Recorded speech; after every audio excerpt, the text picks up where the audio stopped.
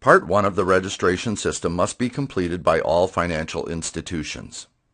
If you are a lead, single, member, or sponsoring entity financial institution, this video will guide you through Part 1 of the registration. Before you begin, a page will be displayed which includes information on the different parts of the registration and who should complete each part. This page contains useful links to information about the registration system. Click the Next button to begin Part 1 of the registration. Throughout the registration, the progress bar shows you which part you are on and how far you have advanced through the questions. You can also click on the Save link to save your data at any time in case you need to leave the registration system. Also, your information is saved each time you click the Next button. Question 1 displays the financial institution type you selected when you created your account. If the financial institution type needs to be changed, a new FATCA account will need to be created. For further information, see the video on how to create a new account.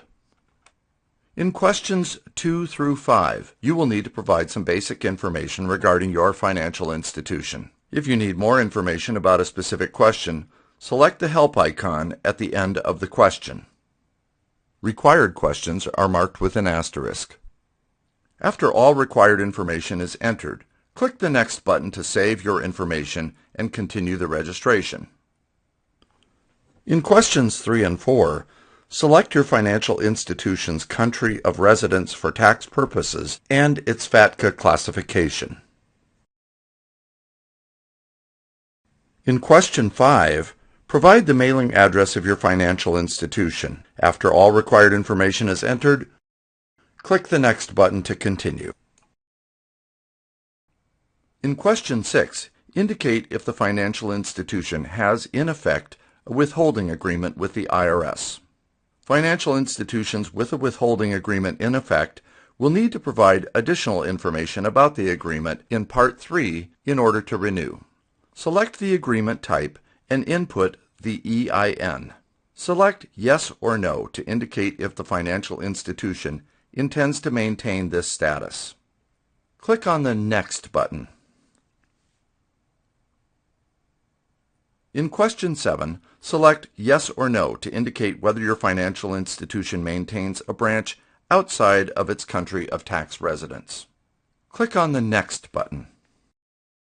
If you answered Yes for question 7, question 8 will be displayed. If you answered No, the system will skip questions 8 and 9 and take you directly to question 10. If question 8 is displayed, select Yes or No to indicate if the financial institution is a tax resident of the United States or if it maintains a branch in the United States. If yes, provide the EIN of the U.S. financial institution or U.S. branch. Click on the Next button. If you answered Yes for question 7, question 9 will also be displayed. In this question, you will list each country other than the United States where the financial institution maintains a branch. If there are none, click the Next button to go to question 10. Select the country where the branch is located. You should add only one branch per country. In question 9b, select Yes or No to indicate whether the branch is limited. In question 9c, if the branch is currently covered by a QI agreement, select Yes or No to indicate whether the financial institution intends to maintain the status. Select Not Applicable if the branch is currently not covered by a QI agreement. Select the Add Another button to add the branch. The branch table below will display the branch you just added. You can delete branches by clicking the Delete link. If you need to change information about a branch, delete the branch and add the branch again. You can add additional branches. After you have added all branch information, click on the Next button. In question 10, enter information about the responsible officer for the financial institution. The responsible officer's email address will be used for system notifications about the account. After all required information is entered, click on the Next button. Question 11a asks if the responsible officer wants to designate one or more points of contact for the financial institution.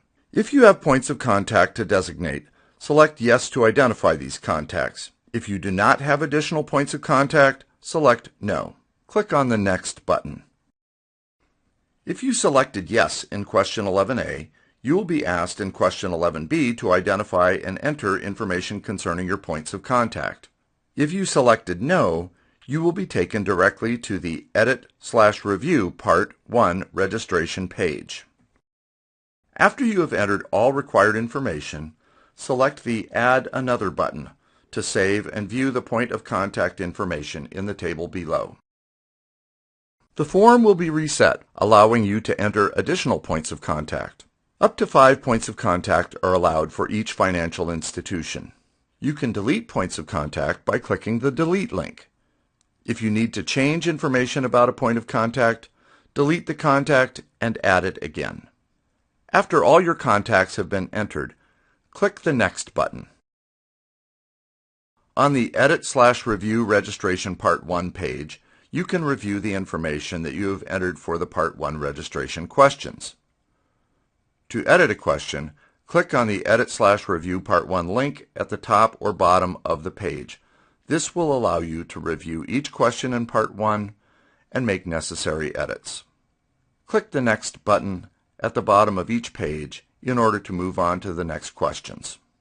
Click on the Next button to continue the registration. Based on the information you have entered, the system will take you to the next applicable part of the registration. This concludes a demonstration of how a lead, single member, or sponsoring entity financial institution fills out Part 1 of the registration. For further information, see the videos on completing Parts 2, 3, and 4 of the registration.